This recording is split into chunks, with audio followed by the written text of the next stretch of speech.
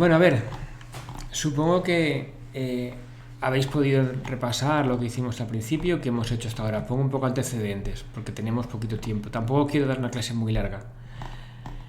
En un principio lo que hemos dado ha sido que tiene que ver con las reacciones químicas, ¿vale? Empezamos viendo qué son los cambios y empezamos hablando de que los cambios de materia eran transformaciones físicas y transformaciones químicas. La diferencia de una a otra es que una transformación física, la sustancia al principio y al final no cambia, es la misma. Lo que tengo al principio es lo que tengo al final. La sustancia no ha cambiado. Mientras que en una transformación química sí que hay un cambio. La sustancia que hay al principio y al final no es la misma.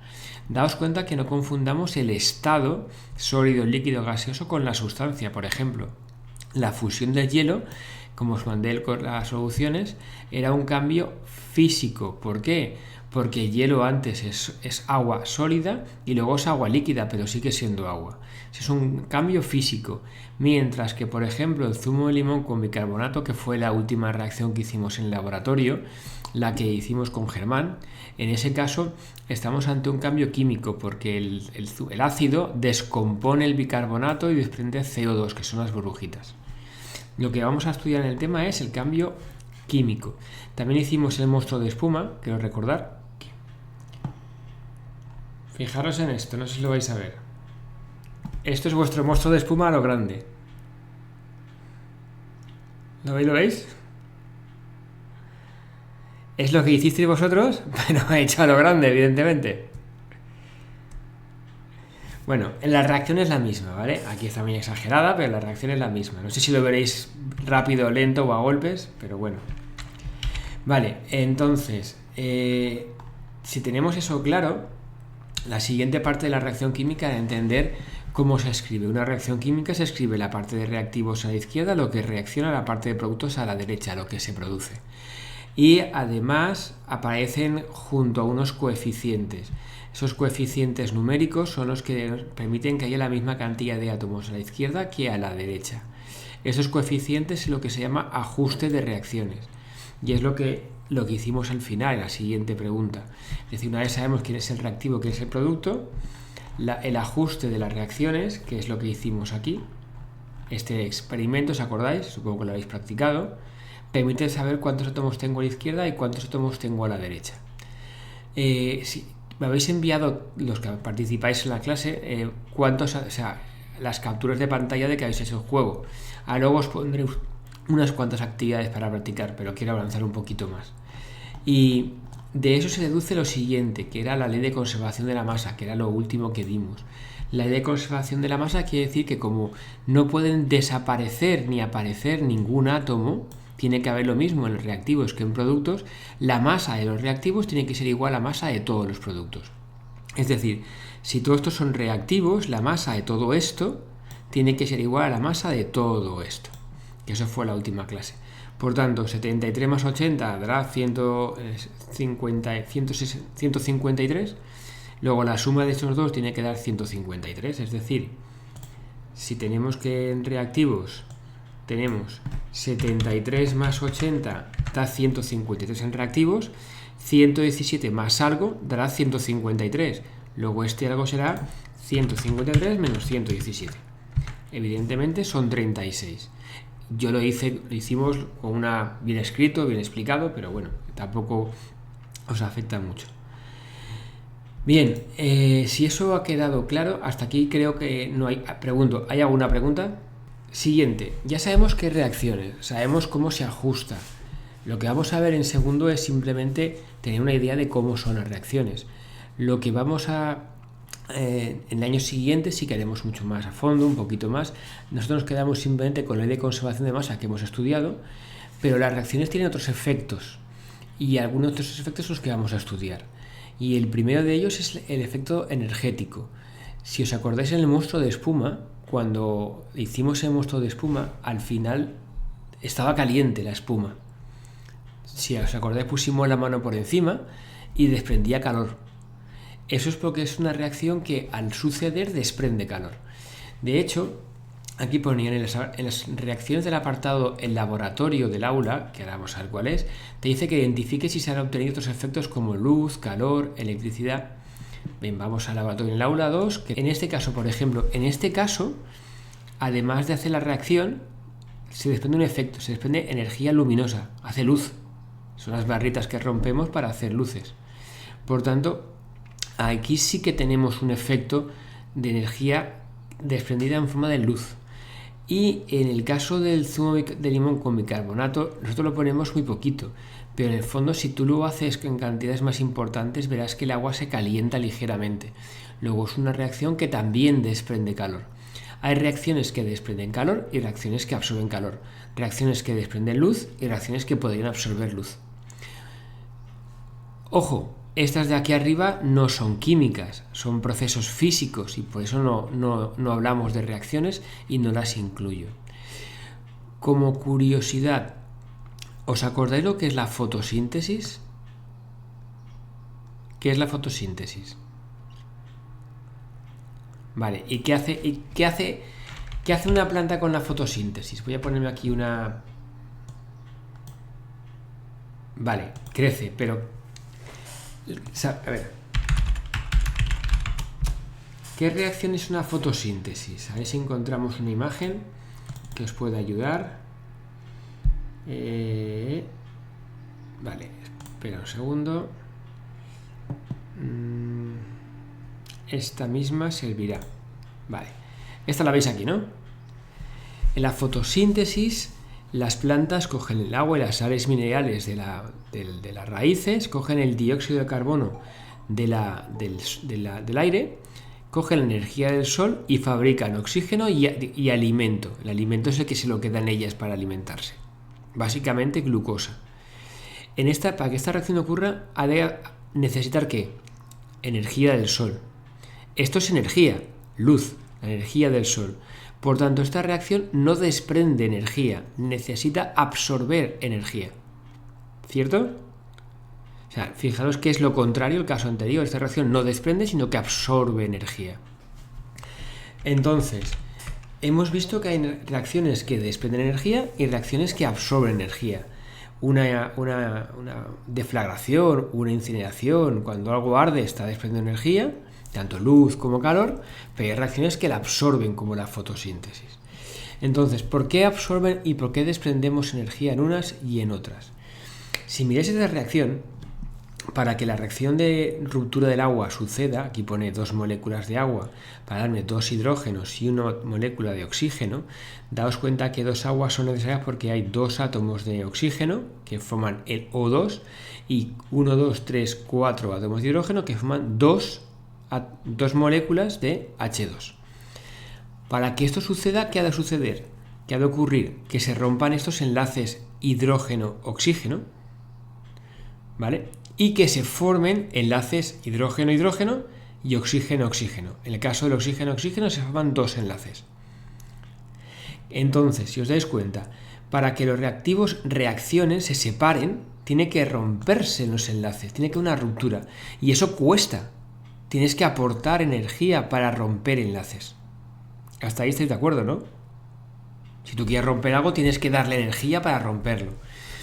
Pero cuando se forman los nuevos enlaces, esto desprende energía. ¿Por qué? Porque igual que hace falta energía para romperlos, cuando se forman se desprende esa energía que tú has utilizado antes. No la misma, sino la de este enlace, que es diferente. La cantidad es distinta a la anterior, pero aquí es hidrógeno-hidrógeno, cuando aquí era hidrógeno-oxígeno. Pero aquí se han roto 1, 2, 3 y 4 enlaces hidrógeno-oxígeno y se han formado 1 y 2 enlaces hidrógeno-hidrógeno y 2 enlaces oxígeno-oxígeno. ¿Cierto? Vale, el truco es que no tiene por qué ser la energía de la ruptura igual que la energía de los productos, o sea, que cuando se forman. ¿Qué sucede entonces? Si vamos a comparar ambas energías, tendremos lo que se llama el balance energético. ¿Qué es? Vamos a comparar. Puede ocurrir 2 cosas. Puede ocurrir que la energía para separar los átomos, sea esta, sea más pequeña que la energía que se desprende para formarlos. Esta es la que utilizamos para romperlos, energía para romper los enlaces es la que está pintado en rojo, está en la parte de los reactivos, es la energía para separar los sodios y los oxígenos, y la que está pintada en azul es la que se desprende para formar nuevos enlaces. Creo que todo el mundo entiende que para romperlos hace falta aportar energía, pero que la gente suele equivocarse es que cuando se forman, estos enlaces desprenden energía. Por tanto, ¿qué es más grande, la que he utilizado para romper o la que se desprende cuando se forman? Vale, en este caso la que se desprende, por tanto nos sobra energía. ¿Cuánta esta diferencia? Esto nos sobra. Esto es lo que yo he gastado para romperlo y esto es lo que se recupera al formarse y esto es lo que sobra. Por tanto, esta reacción desprenderá energía porque sobra energía, ¿cierto? Entonces esta energía es la que yo puedo observar desde fuera. Y esta es la energía que yo veo en una reacción como puede ser la combustión. La combustión de una cerilla desprende energía, ¿vale? Evidentemente, al desprender energía, pues tenemos efecto como que la temperatura, si es en forma de calor, la temperatura aumentará, si es en forma de luz, pues será visible, etcétera, etcétera. Lo que está claro que para estas reacciones que dependen de energía es porque la energía de la formación de enlaces es más grande que la de la ruptura. A estos procesos se les llama procesos exotérmicos y esta palabra sí que debéis conocerla. Exo significa hacia afuera, hacia el exterior, y térmico significa temperatura, evidentemente, o energía para nosotros. Por tanto, una reacción o un proceso exotérmico es aquel proceso que desprende energía. ¿Hasta aquí de acuerdo? Vale, ¿qué pasará al contrario? ¿Qué pasará si la energía para romper los enlaces, la energía que ganan los reactivos para romper sus enlaces, es más grande que la energía que se desprenden cuando se forman los nuevos? En este caso, al final, el balance no se desprende energía, falta energía. Yo tengo que aportar desde fuera energía. Entonces, para que esta reacción suceda, yo tengo que aportar energía en forma de calor, en forma de electricidad, en forma de radiación luminosa. Por ejemplo, la disolución del nitrato de potasio, tú lo pones y para que se disuelva, él tiene que ganar energía. Se reconocería, notamos en el laboratorio, el año que viene lo haremos, en cuanto ponemos el nitrato de potasio en agua, vemos que toda esta disolución se enfría, y se enfría mucho. A ver, no llega a producir hielo, pero sí que es cierto que por la pantalla, las paredes del recipiente aparece una nieblina porque todo se enfría tanto que el vapor de agua que hay en el aire empieza a condensar en pequeñas gotitas. Otro ejemplo son la fotosíntesis. ¿Cómo que la fotosíntesis hace falta energía? Acabamos de decir que necesita energía del sol. Si tú no aportas energía del sol, la reacción no sucede. Es decir, hace falta más energía para romper todos estos enlaces que para formar oxígeno y alimento. Por tanto, es un proceso que necesita que le aportemos energía. A estos procesos se conoce con el nombre de endotérmicos. Endo, hacia adentro. Necesitan ganar energía, ¿vale? Exo, hacia afuera, desprenden. Endo, hacia adentro, ganan energía. Por tanto, ya sabemos que es un proceso exotérmico el que desprende energía, que es un proceso endotérmico el que gana energía. ¿Y por qué desprende energía? Porque la energía que utilizamos para romper los enlaces es más pequeña que la que se desprende cuando se forman. Y es un proceso endotérmico cuando la energía que tenemos que aportar para romperlo es más grande que la que se desprende cuando se forma. Yo sé que lo de exo hacia afuera y endo hacia adentro no habrá problemas. Si dibujáis el gráfico, yo creo que lo entendéis. No os quedéis con la palabra de hace falta menos energía para romperlos que para formar. No es cuestión de memorizarlo, mirar la gráfica. Es decir, hace falta menos energía para romperlo que la que se desprende. Por tanto, sobra energía, exo. Hace falta más energía para romperlos que la que se desprende. Hay que aportar energía, endo.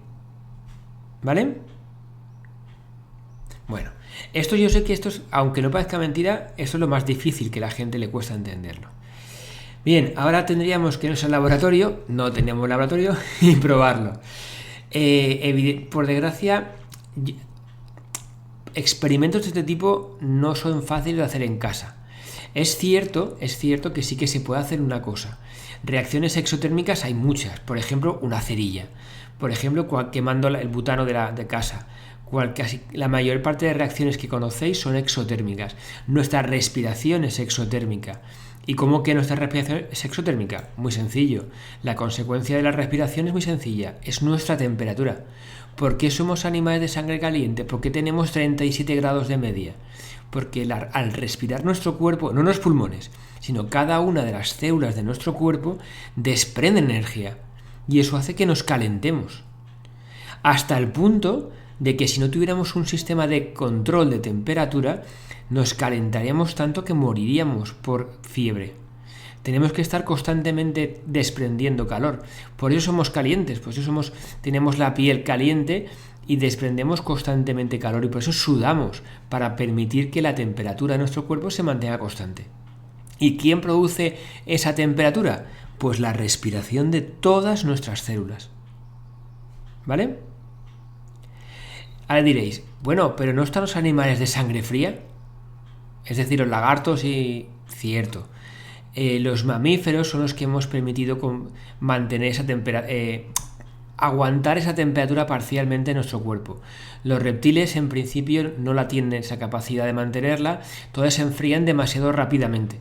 Aunque su cuerpo se calienta por la respiración, digamos que no es capaz de mantenerse enteramente caliente. Nosotros nos hemos protegido con una piel grasa que permite mantener esa temperatura, pero a coste de tener un sistema de regulación con sudor, porque si no nos quemamos, o sea, nos quemaríamos por dentro prácticamente. ¿De acuerdo? Vale, entonces podemos hacer esto en casa. Reacciones exotérmicas, ya os he dicho, una cerilla, un ejemplo. Y endotérmicas, vale, son más extrañas, pero sí que hay algunos ejemplos. La del nitrato de potasio no la podemos hacer. Esta sí, pero mucho cuidado. Lo digo porque esto ha sido un reto de esos de virales y produce quemaduras. No lo hagáis sobre la mano, evidentemente, por favor. Cogéis hielo y un poco de sal. Si puede ser hielo triturado, mejor. Si ponéis sal con hielo, esto baja a unos 15 grados bajo cero. Porque el proceso en que la sal se disuelve en el hielo es un proceso que absorbe calor. ¿De acuerdo? Mucho cuidado. Y lo dicho, las mezclas refrigerantes son tan peligrosas como el fuego o el calor. Incluso más porque la gente no se da cuenta. Observa que a bajada temperatura por debajo de 0 grados se producen congelaciones en la piel equivalentes a quemaduras, que pueden llegar a ser tan graves como para requerir tratamientos hasta injertos de piel. Ya os he dicho, hace un par de años salió la moda viral, los retos virales de ponerse en la mano hielo con sal. Bueno, pues hubo un montón de gente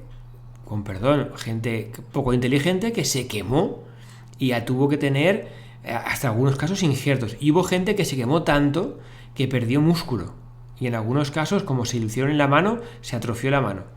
Así que esto lo podéis probar, pero evidentemente no sobre la piel. Lo probáis en un vaso o lo que queráis. ¿De acuerdo? O en un plato. Pero no lo hagáis sobre la mano. Una variante es hielo triturado con acetona. La acetona de las uñas, la misma. Cogéis un poco de hielo, si es posible, triturado, a trocitos, y le ponéis un chorro de acetona.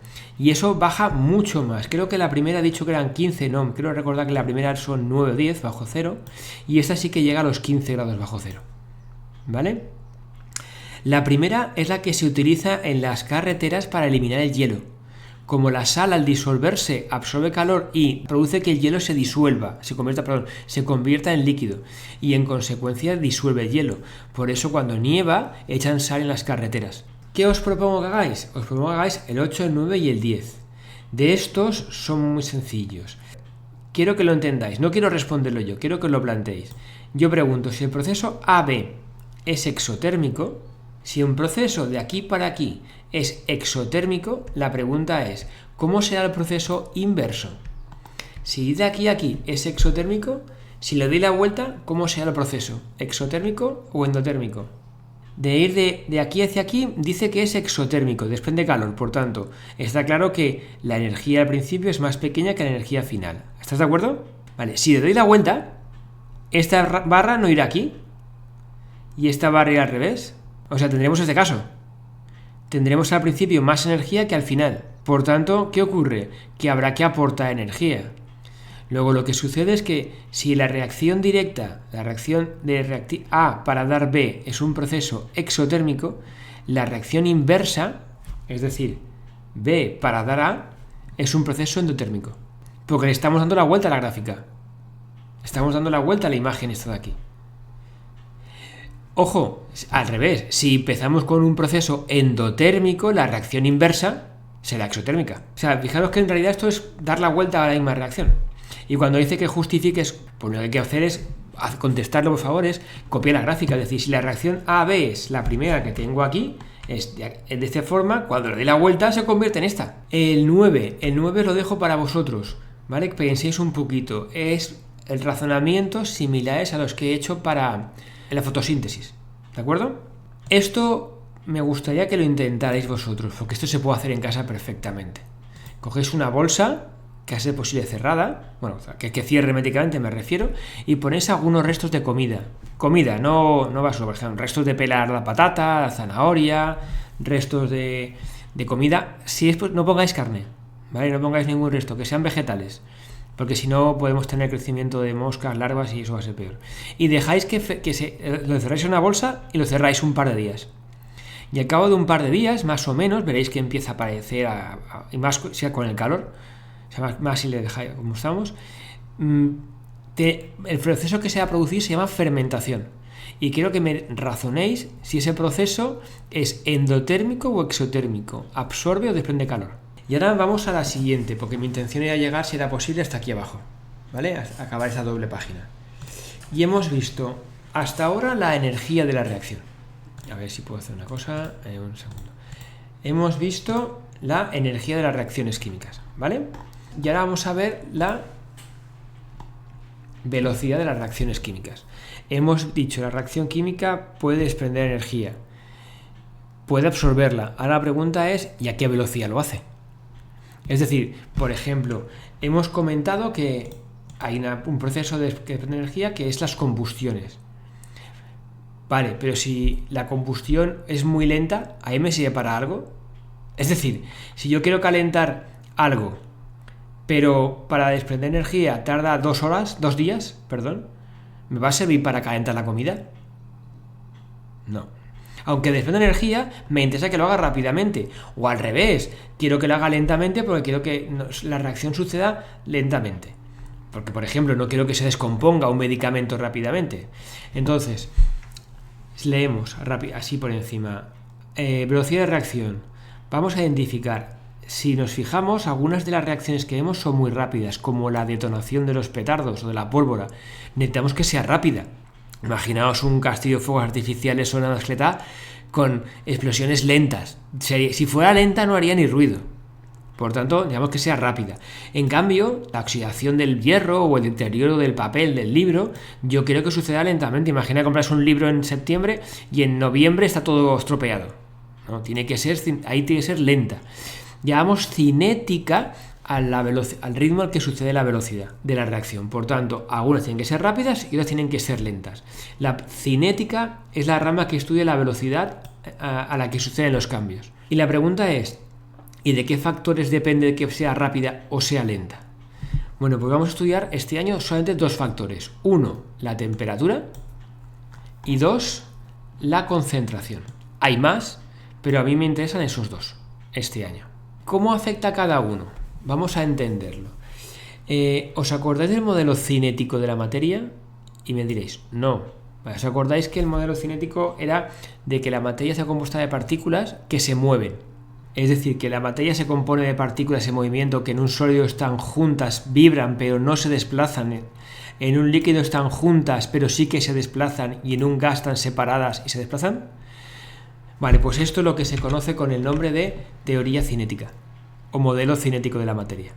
Entonces, sabiendo que en el modelo cinético las partículas se mueven, pregunto, en una reacción química, para que haya interacciones entre las partículas, ¿qué tiene que haber? La velocidad, ¿cómo afectará? Es decir, si va más temperatura, ¿qué muevan las partículas? ¿Más rápido o más lento? Más rápidas, ¿no? Si lo calentábamos, cada vez iban más rápidas. Si lo enfriábamos, más lentas. Por tanto, ya sé que aquí dice cómo es la velocidad con la temperatura. Ya sabéis, a más temperatura, más velocidad. ¿Cierto?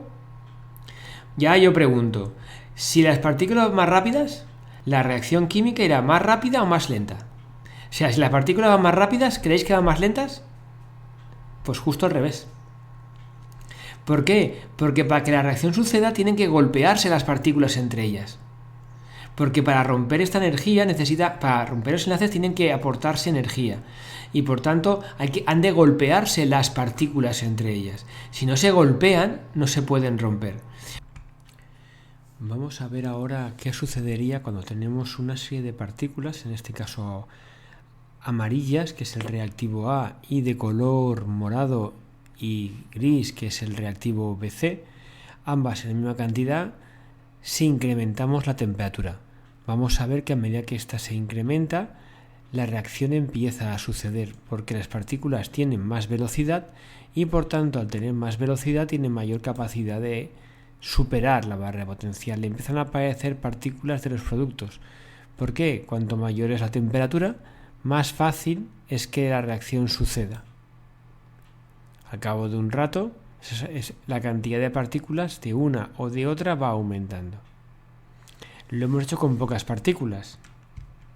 Si lo repetimos con un número más considerable de partículas, el efecto es más notable. La cantidad de partículas que empiezan a aparecer del segundo tipo, de este caso de los productos, cada vez es más importante. Y si la temperatura se incrementa, aparecerán mucho más rápidamente. Luego, para que se golpeen necesito que tengan velocidad y cuanto más rápido vayan, más rápida será la reacción. Luego, entonces, la razón es la siguiente. Es decir, a mayor temperatura del proceso, mayor va a ser la velocidad a la que se mueven las partículas y por tanto, mayor va a ser la velocidad de la reacción. Sería a mayor temperatura,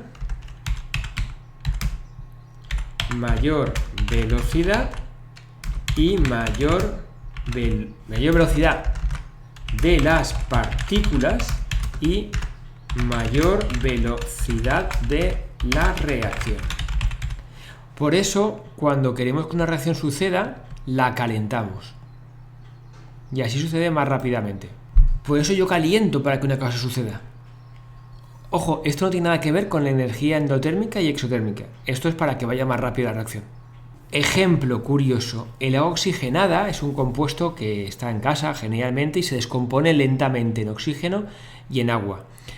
Se puede hacer en casa con mucho cuidado y si no se hace en el laboratorio. Si lo hacéis en casa, no lo calentéis si es posible con un fuego. Calentarlo al sol, por ejemplo. Coge 2 vasos de agua oxigenada, uno lo dejas en casa a la sombra y otro lo pones al sol. ¿Y qué verás al cabo de un rato? Dejo que lo hagáis, ¿vale? No voy a deciros el qué. Pero evidentemente el que está al sol está a mayor temperatura. Entonces a ver que si veis una pequeña diferencia de uno a otro. De aquí hacéis, por favor, el 11. El 12 es un poquito interesante, me interesa a mí. Sí, yo lo puedo hacer 11, 12, 13, 14. Como voy a dejaros tiempo para hacerlo, 114. La mayoría no son de números, es de pensar y buscar, ¿vale? Y razonar. Con que contestéis la pregunta. Y si tenéis duda me lo preguntáis por Hangout o por como queráis. Ya la concentración. ¿Qué es la concentración? Bueno, supongo que si habéis probado algún zumo naranja concentrado, veis que tiene más sabor que el natural. La concentración lo que está haciendo es que pongamos más cantidad de sustancia, más cantidad de partículas por unidad de volumen. Si os dais cuenta, aquí hay poquitas y aquí hay muchas. Cuanto más hay, es más concentrado. Entonces yo os pregunto, ¿por qué cuando un producto tóxico o irritante cae sobre la piel o un ojo, dicen que pongamos mucha agua? O dicho de otra forma, aquí tengo pocas partículas, aquí tengo muchas. ¿Dónde creéis que hay más colisiones y por tanto la reacción va a ser más rápida? La segunda, donde hay muchas. Cuanto más hay, cuanto más concentrado, hay más partículas. Y cuanto más partículas, más choques. Y cuanto más choques, mayor va a ser la velocidad de reacción. Es decir, cuanto mayor sea el concentrado, mayor cantidad de partículas y por tanto mayor sea la velocidad de la reacción. Por eso cuando tú quieres que la reacción sea rápida, la concentras. Pones más cantidad y por tanto consigues aumentar. ¿Por qué echamos agua cuando te cae un producto tóxico? ¿Por qué echamos agua? Vale, es para limpiarlo, pero en realidad lo que hacemos es diluirlo, es decir, rebajar la cantidad de partículas por superficie, por centímetro cúbico. Al poner más agua, estamos pasando de estar concentrado a estar diluido. Y al diluirlo, su poder es más pequeño. Y por tanto te limpia la herida y te deja de actuar. No es lo mismo que te caiga una gota de ácido sulfúrico en el brazo que te caiga 1 litro de agua donde hay una gota de ácido sulfúrico. Si lo tenéis diluido, evidentemente te va a afectar menos. Ejemplo que podéis hacer en casa perfectamente: coger un par de hojas de la calle, podéis hacerlo con un trozo de tela si queréis, y lo ponéis en 2 vasos con lejía. Pero en un vaso de ellos, pones en 2 recipientes la misma cantidad de lejía y añade a uno de ellos, solo a uno de ellos, le añades 2 vasos de agua más. Es decir, tenemos un poco de lejía y 2 de agua, y otro solamente lejía. La misma cantidad de lejía en ambas partes. Tenía que ser mucho menos cantidad. Y ponéis un trocito de tela o una hoja en cada uno y miráis a ver cuál de los 2 se decloró antes. ¿Vale? Y intentar buscar la respuesta, qué es lo que pasa. Vale, pues entonces, hasta aquí. Yo os he mandado hasta el 14. El 15 y 16 son un poquito más complicados, pero tampoco mucho más. En principio, yo hasta aquí damos la clase. Me interesa que hagáis hasta este de aquí. Y si podéis hacer el 15 y 16, mejor.